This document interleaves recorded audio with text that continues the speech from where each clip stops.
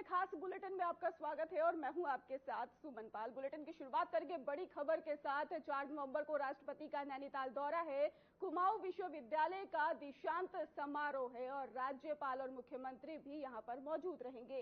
आपको बताते चले कि 16,183 विद्यार्थियों को यहां पर उपाधि दी जाएगी। बड़ी जानकारी सामने आ रही है। 4 नवंबर को राष्ट्रपति का नैनीताल दौरा बताया जा रहा है। कुमाऊं विश्वविद्यालय का दीक्षांत समारोह है। राज्यपाल और मुख्यमंत्री भी यहां पर मौजूद रहेंगे। इसके साथ ही 16,183 विद्यार्थियों को यहां पर सम्मानित भी किया जाएगा। बड़ी जानकारी आपको बताएं कि 4 नवंबर को राष्ट्रपति नैनीताल में रहेंगे, ये जानकारी सामने आ रही है और इसके साथ ही यहां पर समारोह में शामिल भी होंगे।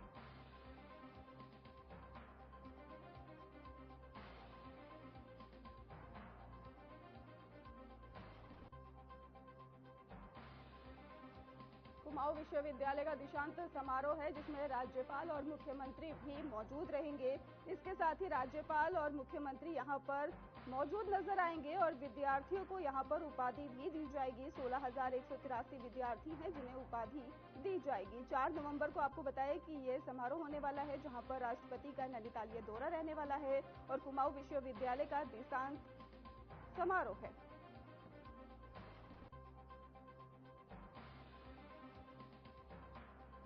चलिए रुक करते एक और बड़ी खबर की ओर, जहां पर उत्तराखंड राज्य स्थापना रजत जयंती की धूम मची हुई है। उत्तराखंड के हर जिले में ये भव्य आयोजन होने जा रहा है। 1 से 11 नवंबर तक यहां पर खास कार्यक्रम होंगे और इसके साथ ही 11 दिनों तक यहां पर रजत जयंती उत्सव चलेगा और पीएम मोदी का भी कार्यक्रम में शामिल होना प्रस्तावित है। तो बड़ी जानकारी आपको बताएं कि 11 दिनों तक कार्यक्रम चलने जा रहा है और पीएम मोदी भी इसमें शामिल होने की उम्मीद जताई जा रही है। उत्तराखंड राज्य स्थापना रजत जयंती की यहां पर धूम मची है। उत्तराखंड के हर जिले में ये भव्य आयोजन होने जा रहा है। 1 से 11 नवंबर तक ये खास कार्यक्रम है जो वो होगा और 11 दिनों तक चलेगा, ये जानकारी सामने आ रही है। तो उत्तराखंड राज्य स्थापना रजत जयंती की धूम यहां पर है और 1 से 11 नवंबर तक ये खास कार्यक्रम होगा। उत्तराखंड के हर जिले में यह भव्य आयोजन किया जाएगा। आपको बताते चले 11 दिनों तक ये रजत जयंती उत्सव जो है वो चलेगा और पीएम मोदी भी इसमें शामिल हो सकते हैं, ऐसा कहा जा रहा है।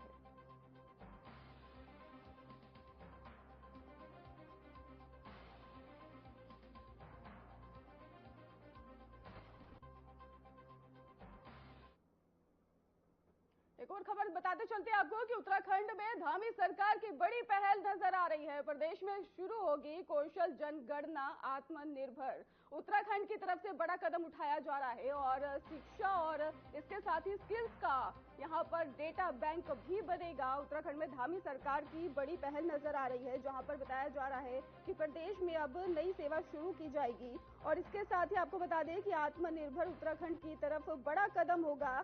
शिक्षा और स्किल्स का यहां पर डेटा बैंक भी बनने जा रहा है। तो बड़ी जानकारी आपको बताएं कि धामी सरकार अब अपने लोगों को एक नई पहल का तोहफा देने जा रही है जिसमें कि प्रदेश में कौशल जनगणना की शुरुआत बताई जा रही है। शिक्षा और स्किल्स का यहां पे डेटा बनेगा, ऐसा कहा जा रहा है।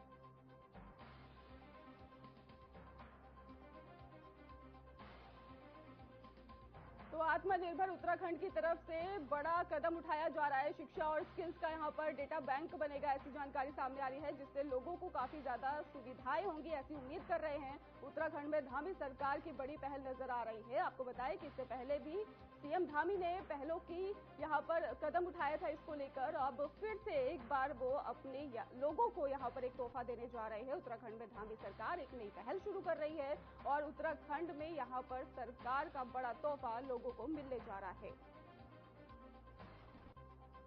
आत्मनिर्भर उत्तराखंड की तरफ बढ़ता हुआ नजर आ रहा है और शिक्षा और स्किल्स को लेकर बड़ी पहल है।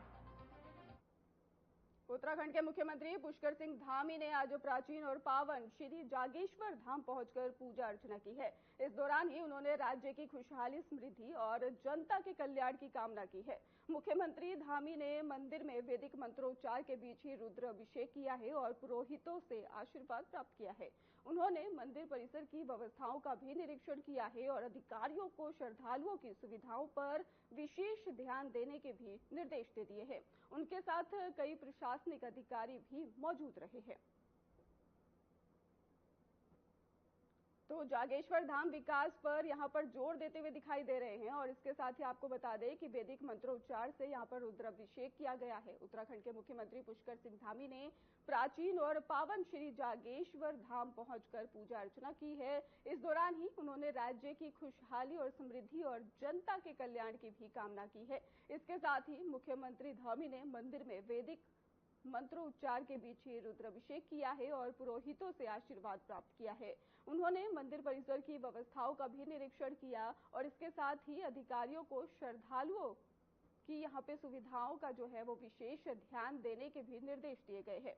उनके साथ कई प्रशासनिक अधिकारी भी मौजूद रहे हैं। सीएम के साथ साथ यहाँ पर अधिकारी मौजूद रहे और जिस तरीके से पूजा अर्चना भी की गई है।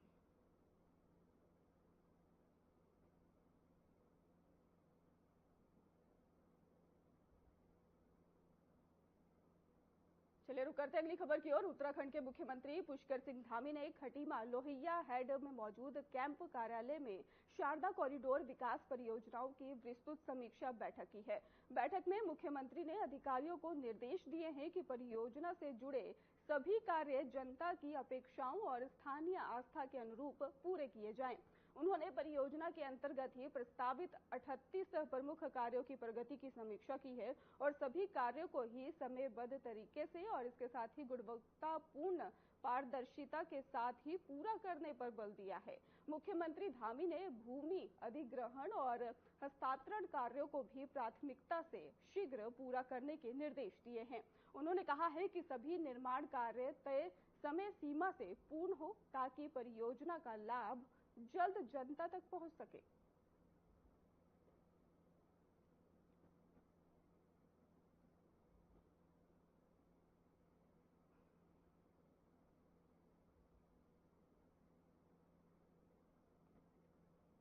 उत्तराखंड के राज्यपाल लेफ्टिनेंट जनरल गुरमीत सिंह का राजभवन नैनीताल में भव्य स्वागत किया गया। स्वागत समारोह में राज्य के उच्च अधिकारी और आमजन उपस्थित रहे। राज्यपाल गुरमीत सिंह ने स्वागत का प्रशंसा व्यक्त करते हुए कहा कि उत्तराखंड के लोगों की सेवा उनके जीवन का सर्वोच्च उद्देश्य है। उन्होंने राज्य के विकास, सामाजिक कल्याण और इसके साथ ही आपको बताते चले कि जनहित से जुड़े मुद्दों पर विचार भी यहाँ पर रखा है और इसके साथ ही बातचीत की गई है, जिससे ये यात्रा और भी यादगार बन गई है। राज्यपाल ने जनता और अधिकारियों से संवाद करते हुए राज्य की प्रगति और जन कल्याण की मार्ग में निरंतर सहयोग का भी आश्वासन दिया है। तो राज्य के विकास को लेकर यहाँ पर बातचीत की गई है और इसके साथ ही आपको बताते चले कि उत्तराखंड के राज्यपाल लेफ्टिनेंट जनरल गुरमीत सिंह का राजभवन नैनीताल में भव्य स्वागत किया गया है और स्वागत समारोह में राज्य के उच्च अधिकारी और आमजन मौजूद रहे हैं। राज्यपाल गुरमीत सिंह ने स्वागत पर यहाँ पर खुशी व्यक्त की है। उन्होंने साफ तौर पर कहा है कि उत्तराखंड के लोगों की सेवा उनके जीवन का एक उद्देश्य है और इसके साथ ही उन्होंने राज्य के विकास, सामाजिक कल्याण और जनहित से जुड़े मुद्दों पर भी विचार रखे हैं और इसके साथ ही आपको बताते चले उन्होंने बातचीत की है, जिससे कि यह यात्रा और भी यादगार बन गई है। राज्यपाल ने जनता और अधिकारियों से संवाद करते हुए राज्य की प्रगति और जन कल्याण के मार्ग में निरंतर सहयोग का भी यहां पर आश्वासन दिया है।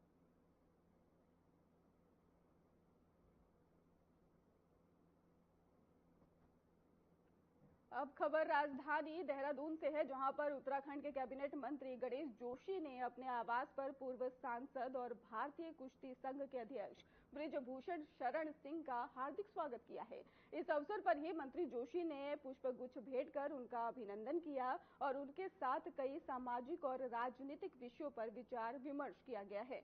उन्होंने सम्मान स्वरूप ही श्री गणेश जी की मूर्ति भेंट की और मंत्री जोशी ने कहा कि बृजभूषण सिंह का अनुभव और जनसेवा के प्रति समर्पण जो है हम सभी के लिए प्रेरणा स्रोत है। उन्होंने प्रदेश के विकास और जन कल्याण के मुद्दों पर भी निरंतर मार्गदर्शन देने के लिए भी उनका आभार व्यक्त किया है।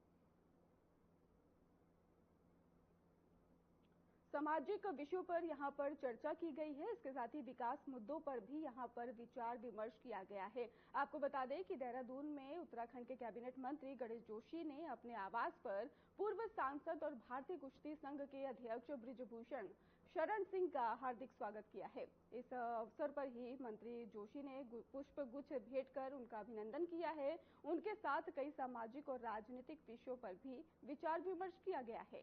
उन्होंने सम्मान स्वरूप ही श्री गणेश जी की मूर्ति भेंट की है और मंत्री जोशी ने कहा है कि बृजभूषण सिंह का अनुभव और जनसेवा के प्रति समर्पण हम सभी के लिए ही प्रेरणा स्रोत है। उन्होंने प्रदेश के विकास और जन कल्याण के मुद्दों पर भी निरंतर मार्गदर्शन देने के लिए उनका आभार व्यक्त किया है।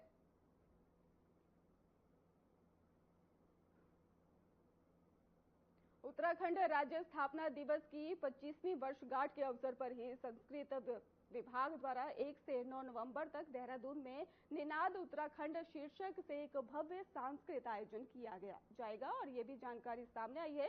ये 9 दिवसीय कार्यक्रम उत्तराखंड की लोक संस्कृति, कला, संगीत, नृत्य और साहित्य की समृद्ध परंपराओं को जन जन तक पहुंचाने का प्रयास होगा। हर दिन प्रदेश के कई हिस्सों से आए लोक कलाकार अपनी प्रस्तुतियों के माध्यम से उत्तराखंड की सांस्कृतिक विविधता का प्रदर्शन करेंगे। कार्यक्रम में ही लोक नृत्य, लोक गायक, नाट्य मंचन और इसके साथ ही लोक वादन, पेंटिंग प्रदर्शनी और संवाद सत्र जैसे आयोजन होंगे। इसके साथ ही हिमालय लोक संस्कृति, भाषा और साहित्य पर विशेष पैनल डिस्कशन भी किए जाएंगे और जिनमें बताया जा रहा है कि देश भर के विद्वान भी शामिल होंगे।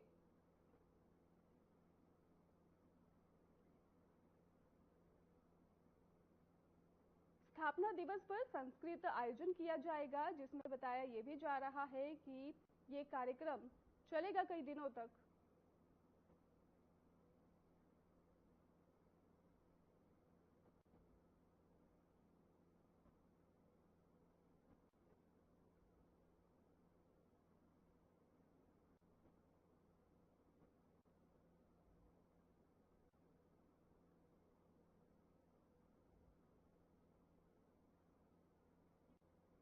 खबर देहरादून से है, जहां पर सरकार की जन कल्याणकारी नीतियों का लाभ अब हर जरूरतमंद तक पहुंच रहा है।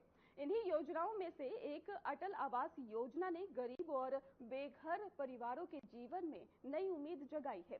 देहरादून की निवासी गुड्डी देवी भी अब इसी योजना के तहत अपने सपनों के घर की मालकिन बन गई हैं। पहले कच्चे मकान में रहने वाली गुड्डी देवी को अब पक्के और सुरक्षित घर का सहारा मिला है। गुड्डी देवी ने बताया है कि इस योजना ने न केवल उन्हें छत दी है, बल्कि सम्मानजनक जीवन जीने का भी आत्मविश्वास भी प्रदान किया है।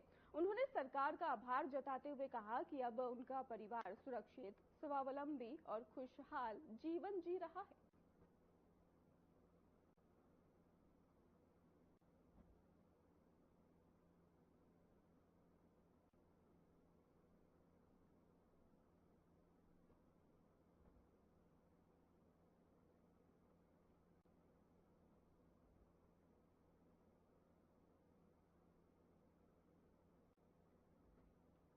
तो जरूरतमंद को यहाँ पर सम्मान दिया जा रहा है। जन कल्याणकारी नीतियों का यहाँ पर अब असर भी देखने को मिल रहा है। आपको बताया अटल आवास योजना ने यहाँ पर उम्मीद जता दी है, जिससे कि गुड्डी भी काफी ज्यादा खुश नजर आ रही है। उसने साफ तौर पर कहा है कि अब वो सम्मानजनक जीवन जी रही है। पहले वो कच्चे मकानों में रहा करती थी, लेकिन अब उसको पक्के मकान दे दिए गए हैं, जिससे वो काफी ज्यादा खुश है और इस नीति से काफी ज्यादा लाभ प्राप्त कर रही है।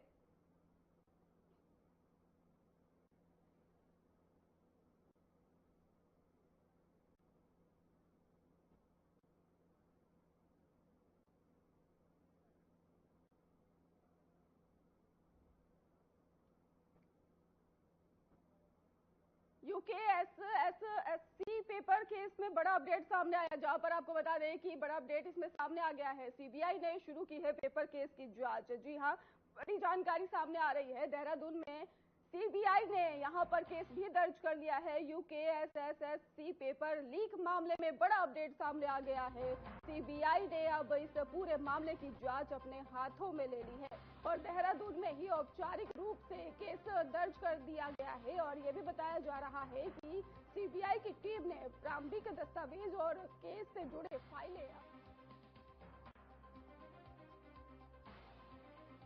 और परीक्षा से जुड़े इसमें मामले जो थे उसको लेकर भी लोगों से पूछताछ शुरू कर दी गई है। देहरादून में सीबीआई ने केस दर्ज कर लिया है। बड़ी जानकारी आपको सामने आ रही है और इस पूरी खबर पर हमारे साथ हमारे सहयोगी ऋषभ जुड़ चुके हैं। ऋषभ, पूरा मामला क्या है, विस्तार से जानकारी दीजिए। ये पूरा मामला जो है 21 सितंबर का है, जब ट्रिपल एससी का एग्जाम होने वाला था और एग्जाम हो रहा था, उसी तो पेपर लीक हो जाता है, जिसको लेकर ना काफी सारे युवा जो है काफी आक्रोशित होते हैं और धरना प्रदर्शन करने लगते हैं। लेकिन ये मामला जब संज्ञान में आता है, जब इस पर विपक्ष अपनी आवाज बुलंद कर देता है। फिर 29 सितंबर का जब मामला था तो पुष्कर सिंह धामी ने युवाओं के बीच पहुंचे थे और बातचीत करी थी, जहां सीएम धामी ने युवाओं को एक जानकारी दी थी और ये भी बोला था कि भैया हम आपका जो पेपर है उसे निरस्त करेंगे और फिर पेपर करवाएंगे, यानी तो सीबीआई जांच करेंगे। इसके बाद भी छात्र जो थे नहीं माने और लगातार विरोध प्रदर्शन अपने कर ही रहे थे। लेकिन अब क्या हुआ इस पूरे मामले में कि सीबीआई के पास ये सब मामला पहुंचा है।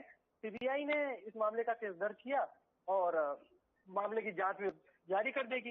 लेकिन इससे पहले जो ये सारी चीजें थी, इसमें काफी पेचीदा मामला। इसे करण मेहरा जो थे, उन्होंने सरकार पर आरोप लगाया था कि सरकार ये जो काम कर रही है, सरकार छात्रों के हित में काम नहीं कर रही है। लेकिन उसके बाद जब सीएम धामी ने मुलाकात करी थी, जब उसके बाद एसआईटी का गठन हुआ था, एसआईटी के गठन के बाद भी पूरा मामला शांत नहीं हुआ था, जिस पर छात्रों ने बोला था भैया हमें एसआईटी पर विश्वास नहीं है। लेकिन जब एसआईटी में के बाद विश्वास नहीं था, फिर उसके बाद सीएम धामी की मुलाकात होती है। फिर उसके बाद जो वहाँ के शिक्षा मंत्री, प्रदेश शिक्षा मंत्री, उनसे मुलाकात होती है। वो आश्वासन देते हैं बाकायदा कि भैया इस पर काम होगा। फिर उसके बाद सीबीआई केस दर्ज करती है और सीबीआई केस दर्ज करने के बाद सीबीआई पूरे मामले को अपने संज्ञान में ले लेती है। अब आगे क्या होगा ये तो आगे जानकारी पता चलेगी। लेकिन बहरहाल ये जो पूरा मामला है, अभी भी छात्रों को हित में देखते हुए सीएम धामी ने सीबीआई को सिफारिश की थी, इसे केंद्र ने इसे स्वीकार कर लिया है। बिल्कुल ऋषभ, जिस तरीके से आप जानकारी दे रहे हैं, लेकिन ये बहुत पुराना मामला भी बताया जा रहा है। उसके बाद अब अचानक से सीबीआई की जांच होती है, इसको लेकर कोई अपडेट सामने आई है? इसमें अभी कुछ उथल पुथल भी देखने को मिली है क्या बीच में? नहीं, ऐसा कुछ नहीं है। मैं आपको बता दूं, ये जो सिफारिश की गई थी ये पिछले 3 महीने पहले ही की गई थी और लगातार जो कि सीबीआई जो जांच करती है उसकी भी कई प्रक्रियाएं होती है, उन प्रक्रियाओं को फॉलो करना होता है। उसके बाद केंद्र के पास जाते हैं तो केंद्र की लास्ट मुहर लगती है। तब वो जैसे प्रक्रिया क्या होती है, डीओपीटी होता है। जब तक डीपीओटी उसे मंजूरी नहीं देता तब तक इस पर कुछ भी नहीं हो सकता। जी ऋषभ, जो सीबीआई ने जांच शुरू की है, अभी तक इसको लेकर कोई अपडेट सामने आ पाई है? अभी तक अपडेट तो कुछ है नहीं, लेकिन जो है कि अब आयोग इसमें गठित कर लिया है अपना, जिसके बाद अब सीबीआई अब इस पूरे मामले की जांच करेगी। जी ऋषभ, जिस तरीके से आप बता रहे हैं, पेपर केस जो ये मामला सामने आया था, इसकी डेट भी अभी सामने नहीं आ पाई है कि आखिर कब तक इसका अपडेट लेकर मिल पाता है। लेकिन अगर बात करें जो छात्र हैं उनमें किस तरीके से इसमें इस केस को लेकर क्या देखने को मिल रहा है कि उन्हें लग रहा है कि इसको लेकर अपडेट सामने आ पाएगी और उनको इंसाफ मिलेगा? सबसे बड़ी बात इसमें ये है कि जो वहाँ के एडीजी है, एडीजी कानून व्यवस्था के जो वहाँ के एडीजी है, डॉक्टर वी मुरुगेसन, उन्होंने ये बात बोली कि सीबीआई जांच की मंजूरी की बात की गई थी, जिसे सीबीआई ने इसे मंजूरी दे दी है। इस बात की उन्होंने पुष्टि की है। हालांकि ये भी है कि मंगलवार को सीबीआई एक टीम पेपर मामले की जांच कर रही थी और एसआईटी से उसकी रिपोर्ट ली है। अब एसआईटी की रिपोर्ट में क्या कुछ तथ्य सामने है वो सीबीआई को सौंपी जाएगी। तो सीबीआई उस मामले की छानबीन करेगी और तथ्य को देखेगी, उसके बाद अपनी कार्रवाई जारी करेगी। जी ऋषभ, बहुत बहुत धन्यवाद आपका हमारे साथ जुड़ने के लिए और अहम जानकारी देने के लिए।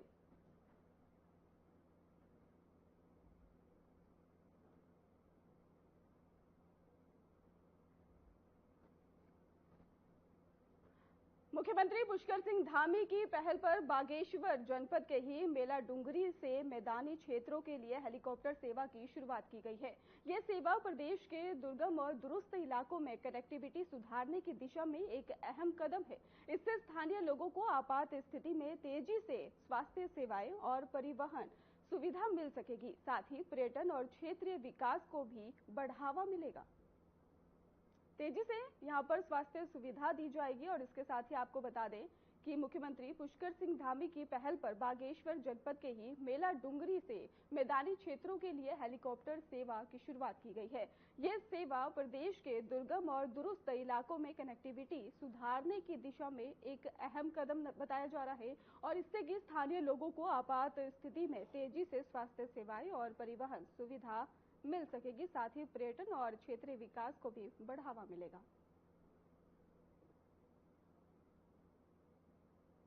नई ऊंचाइयों पर पहुंच रहा है उत्तराखंड में पर्यटन। 3 साल में ही 23 करोड़ से ज्यादा सैलानी पहुंचे हैं। बड़ी जानकारी सामने आ रही नई ऊंचाइयों पर। यहां पर जानकारी है कि चारधाम में ही 50 लाख से ज्यादा तीर्थ यात्री पहुंचे हैं और इसके साथ ही पर्यटन बन रहा है मजबूत आधार, ऐसा सीएम धामी कह रहे हैं। पर्यटन बन रहा है मजबूत आधार, ये जानकारी सामने आई है, ऐसा सीएम धामी का कहना है। नई ऊंचाइयों पर यहां पर उत्तराखंड में पर्यटन पहुंच रहे हैं। उत्तराखंड के पर्यटन जो है नई ऊंचाइयों पर पहुंचते नजर आ रहे हैं। चारधाम में 50 लाख बताया जा रहा है यहां पर कि श्रद्धालु जो है वो पहुंच रहे हैं और नई ऊंचाइयों पर पहुंच रहा उत्तराखंड में पर्यटन।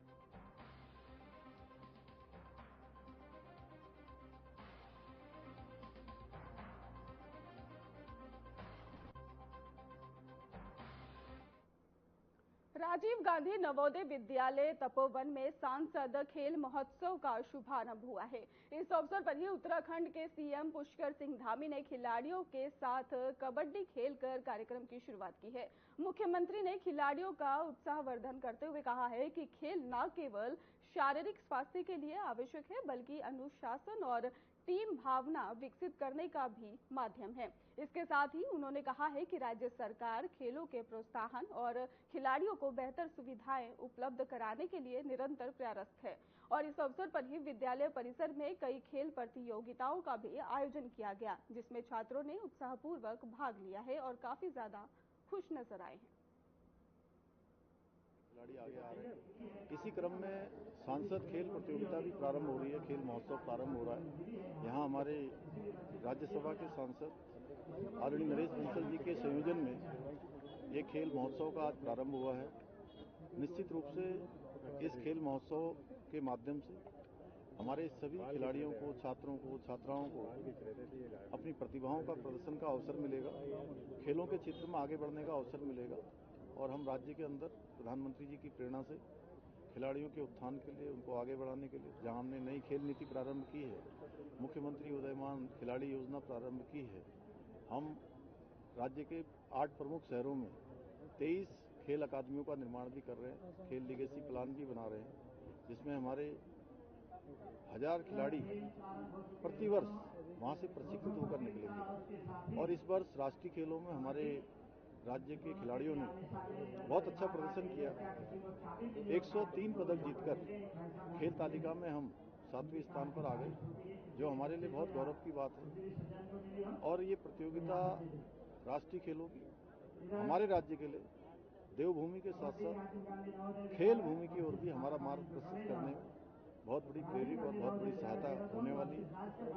इस खेल महोत्सव के शुभारंभ अवसर पर मैं सभी विद्यार्थियों को, खिलाड़ियों को उनके उज्जवल भविष्य की कामना करता हूं कि वो खेलों के क्षेत्र में आगे बढ़े, आज अपना करियर बना सकते हैं। फिलहाल उत्तराखंड के खास बुलेटिन में बस इतना ही। आगे की खबरों के लिए आप देखते रहिए।